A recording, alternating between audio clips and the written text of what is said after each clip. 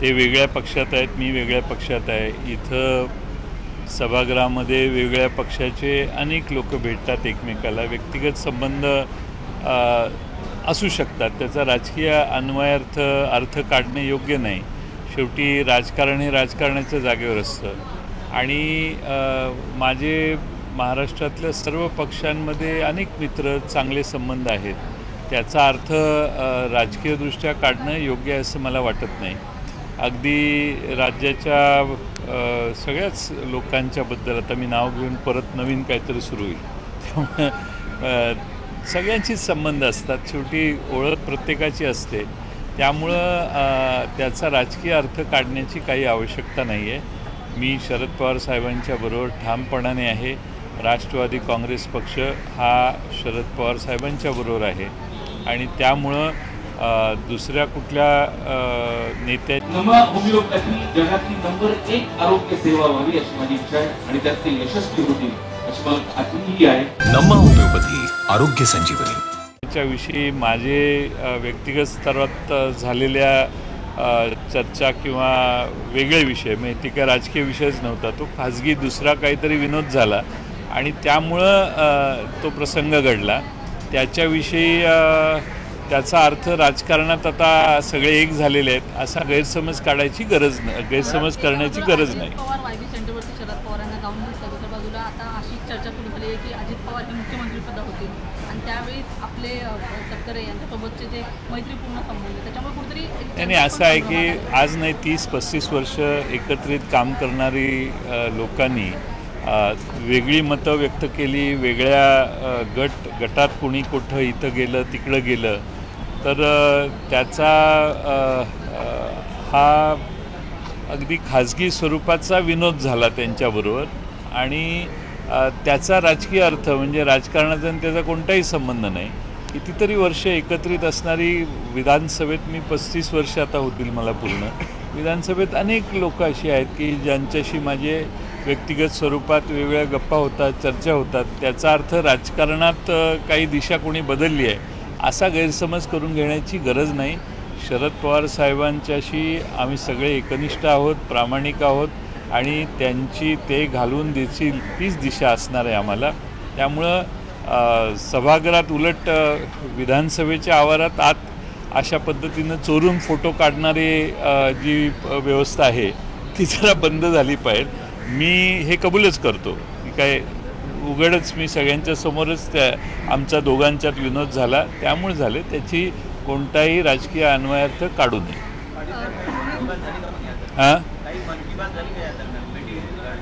नाही, दुसरा एका खाजगी प्रसंगाची चर्चा विनोद झाला, त्यावरून ते झालं. त्याच्यात मन की बात कोणाशी करत नाही. आता शरद पवार साहेबांच्या बरोबर आम्ही असल्यामुळं आता आम्हाला जे सोडून गेले त्यांच्याशी मन की बात तसे मग अजित पवार साहेबांच्या बरोबर गेलेले 6 आमदार माझ्याबरोबर मगाशीच बसलेले होते वेगळ्या प्रश्नांची चर्चा करत. त्यामुळे या सभागृहात विधानसभेचं क्षेत्र जे आहे त्या ठिकाणी सगळेच सगळ्यांशी बोलत असतात. मी अजितदादांच्या बरोबरच्या 3 आमदारांच्याबरोबर जेवण केलं, माझ्या टेबलवरच त्यांनी माझ्याबरोबर जेवण केलं. असं नसतं. शेवटी विधानसभेत आपली भूमिका, राजकारणातली आपली भूमिका आणि व्यक्तिगत स्तरावरचे संबंध हे फार वेगळे असतात. गळाभेट पुढून होते, ही मागून होती. तुम्ही म्हणालात की आम्ही शरद पवार साहेबांच्या सोबत एकनिष्ठ आहोत, म्हणजे एकनिष्ठ होते तेच तर घराबाहेर पडले, त्यांचं काय? जे एकनिष्ठ होते शरद पवार साहेबांच्या बरोबर तेच घराबाहेर पडले, त्यांचं काय? आता हा प्रश्न त्यांना विचारायचा, मी त्यांच्या वतीनं उत्तर द्यायचा माझा अधिकार त्यांनी काढून घेतलेला आहे.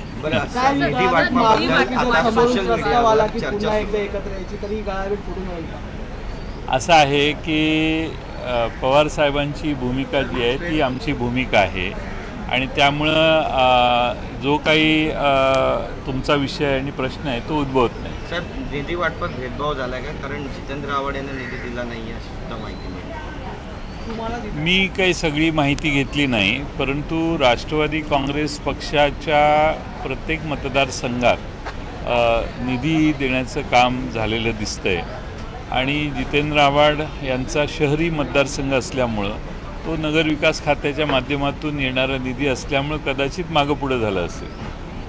भगत गोगावले यांना सगळ्यात जास्त 150 कोटींचा निधी दिला आहे. पालकमंत्री आपणच होणार असं ते आजही म्हणत आहेत आणि त्याची जी तडजोड आहे का अशी चर्चा आणि व्हिडिओ आता सोशल मीडियावर व्हायरल होतो. जेवढा जास्त जोरात जो आता शब्द कोणता वापरायचा हा प्रश्न आहे, पण जेवढे जास्त जोरात सध्याच्या स्थितीला जो विरोध करेल त्याला जास्त निधी अशी सध्याची परिस्थिती आहे.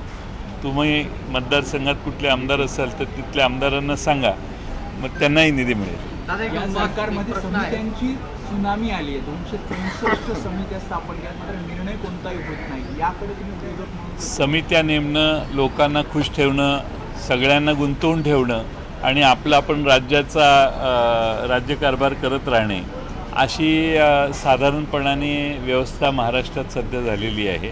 आणि त्यामुळं आणखीन अनेक समित्या निर्माण होतील. आता नवीन लोक त्यांच्याकडे गेली आहेत, त्यांना घेऊन आणखीन काही समित्या महामंडळं नेमल्या जातील आणि सगळ्यांनाच खुश ठेवण्याचा कार्यक्रम सध्या चालू आहे. माझा एक प्रश्न असा आहे की शिंदे गटाकडनं पण वारंवार आता बोललं जातं की दिल्लीमध्ये भाजपकडनं पवार साहेबांचं मन वळवण्याचा प्रयत्न सुरू आहे, त्या अनुषंगाने पावले उचलले गेली आहेत. आता शिंदे गटाकडनं दावा केला जातो. तर मोदींकडनं शरद पवारांना मोठी ऑफर देण्यात आलेली आहे. ऐका ना, तुम्ही त्यांच्या प्रश्नाच उत्तर देतो. शिंदे गटांकडून तुम्हाला कळलेलं आहे की मोदींच्याकडून पवारसाहेबांचं मन वळवण्याचं काम चालू आहे. आता शिंदे गटांचीच परिस्थिती काय आहे हे तुम्ही लक्षात घ्या. त्या बिचाऱ्यांना त्यांचं अस्तित्व टिकवणं या सध्याच्या मंत्रिमंडळात मुश्किलीचं झालेलं आहे. आता ते आणखीन काही दुसऱ्या गोष्टीकडे म्हणजे दुसरी माहिती देण्याच्या परिस्थिती आहेत असं मला वाटत नाही. आणि प्रश्न राहिला तो पवारसाहेबांच्या भूमिकेचा, त्यांनी भूमिका स्पष्ट केलेली आहे. साहेब याला जोडून एक प्रश्न आहे. कैलास गोरंट्याल आणि काँग्रेसचे माजी मुख्यमंत्री पृथ्वीराज चव्हाण यांनी एक भविष्यवाणी केली की 10 तारखेला एकनाथ शिंदे मुख्यमंत्रीपदावर पायउतार होतील. 16 आमदारांमध्ये त्यांचं पण नाव आहे आणि अजितदादा पवार हे मुख्यमंत्री होते. कोण म्हटलं असतं? पृथ्वीराज चव्हाण आणि कैलास गोरंट्याल असं इथे येऊन बोलले. रूमवर बोलले. पुन्हा सांगतो, खाजगीत झालेल्या चर्चा मनावर बाईट दिलं. अच्छा, मग ते त्यांना माहिती जास्त असेल कारण ते ज्येष्ठ आहेत, त्यामुळं पृथ्वीराज चव्हाण बाबांना जास्त माहिती असू शकते. त्यामुळं त्यांनी बाईट दिला असेल, त्यांची भूमिका मांडली असेल तर त्याचं खंडन करणं मला योग्य वाटत नाही. मग दादा मुख्यमंत्री झाले तर तुम्ही शुभेच्छा द्याल? जर आणि तरवर शुभेच्छा द्यायच्या नसतात. एखादी घटना घडल्यानंतर त्याचा विचार करू. आज त्याची घाई करायची आम्हाला कोणतीही गरज नाही. आम्ही आमच्या जागेवर शांत आहोत. एक चर्चा अशी पण आहे की आपका और सुनील तटकरे मराठी होती राजकीय आकलन, त्यांचं ते म्हणत आहेत पृथ्वीराज चव्हाण माझं राजकीय आकलन असं सांगतंय 10 ऑगस्ट नंतर असं नाही. त्यांचं राजकीय आकलन माझ्यापेक्षा मोठं असल्यामुळे त्यांच्या राजकीय आकलनाचा मी आदर करतो आणि त्यांना जी काही माहिती मिळाली असेल त्यावरून ते बोलत असतील. त्याबद्दल मी त्यांचं खंडन करण्याची माझी आवश्यकता आहे, आवश्यकता आहे असं मला वाटत नाही. सर, आपका और सुनील तटकरे का एक वीडियो वायरल हो रहा है.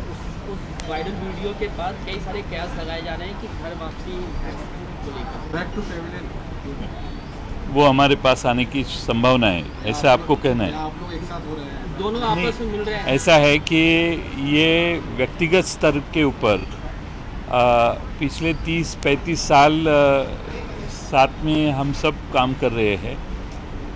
उनसे मेरी बातचीत होते हुए कुछ व्यक्तिगत स्तर पे कुछ जोक हुआ और इसीलिए वो चीज़ हुई. उसका राजकारण से या राजनीति से कोई लेना देना नहीं था. ये पूरी प्राइवेट किस्म की बात थी जो उनसे मेरी बात हुई और इसीलिए इसका राजकारण से संबंध जोड़ना ठीक नहीं है. और मुझे लगता है कि महाराष्ट्र के विधानसभा में मैं 35 साल मेरे को पूरे हो जाएंगे 2024 तक. तो 2024 ये 35 साल में महाराष्ट्र की विधानसभा के हर पार्टी के हर नेता के साथ मेरे बहुत अच्छे संबंध हैं. सर एक सवाल था कि फंड विधायकों का जो फंड मिलता है कि अजीत दादा सीएम बनने के बाद अपने सभी विधायक 50-56 विधायक उनको सभी फंड अलॉट किया है, लेकिन कांग्रेस और शिवसेना के विधायक जो उद्धव के उनको फंड अलॉट नहीं किया है। एक विधायक को देखो, दो चीज़ें हैं। बजट में प्रावधान करने के बाद रिलीज़ होना बहुत अहम बात होती है। फंड तो सबके लिए दिखाई दिए जा सकते हैं, लेकिन रिलीज़ किसको होता है, किसका काम होता है, वो आगे जाके उसके ऊपर निर्भर होता है। और उन्होंने अगर वित्त मंत्री के नाते कुछ प्रोविजंस किए होंगे तो जहाँ नहीं हुए उनका तो क्वेश्चन मार्क आएगा ही। वो उसी हिसाब से दानवे साहब वो कह रहे हैं। तो क्या आप इस बात से सहमत हैं सर कि जो विपक्षी दलों में जो विधायक हैं उनको फंड नहीं मिल रहा है? जितेंद्र आव्हाड जी को भी नहीं, ऐसा है कि राष्ट्रवादी कांग्रेस, मुझे ऐसा दिखाई दे रहा है कि अजीत पवार जी ने उनके साथ जो विधायक है उनको तो निधि दिया है, और बाकी जो कॉन्स्टिट्यूंसीज है राष्ट्रवादी जहां लड़ती है वहां भी उन्होंने फंड दिए हैं। कोई व्यक्तिगत स्वरूप से नहीं दिए हैं, लेकिन उस कॉन्स्टिट्यूंसी में कुछ वहां के कार्यकर्ताओं को पूछ के वगैरह शायद फंड दिए होंगे। ठीक है, हां, तुम्ही जोपर्यंत माझ्याबरोबर आहे तोपर्यंत आलबेल आहे, तुम्ही बाजू सोडू नका माझी। छत्रपतींचा विचार म्हणजे